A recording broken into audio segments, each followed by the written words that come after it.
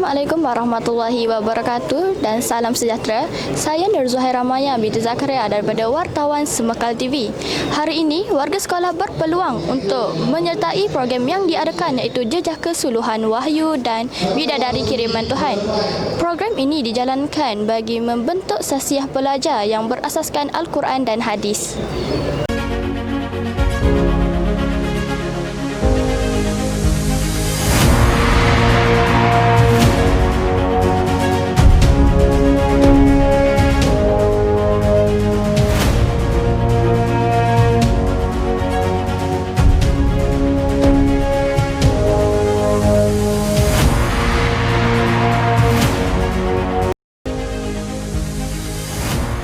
Sekarang ini kita bersama dengan Cikgu Nazri. Assalamualaikum Cikgu.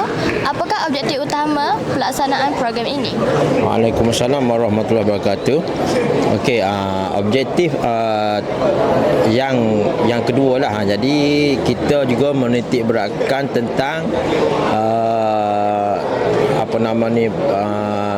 ilmu-ilmu supaya pelajar tu sentiasa menjaga tata tertib dan juga menjaga sikap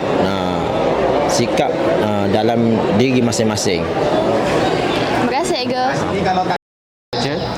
Apakah pengajaran yang anda perolehi sepanjang majlis ini berlangsung? Saya dapat mempelajari tentang isu buli dan dapat belajar tentang hukuman bila membuat isu buli tersebut.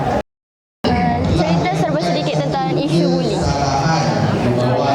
Okey, sekarang ni kita ada satu ceramah melibatkan isu seksual dan buli yang diberi ceramah oleh Sarjan Noain. Dan isu buli ini agak serius di Malaysia, terutamanya di Kelantan Kelantan agak tinggi juga melibatkan kes buli dan seksual. Terima kasih Tuan.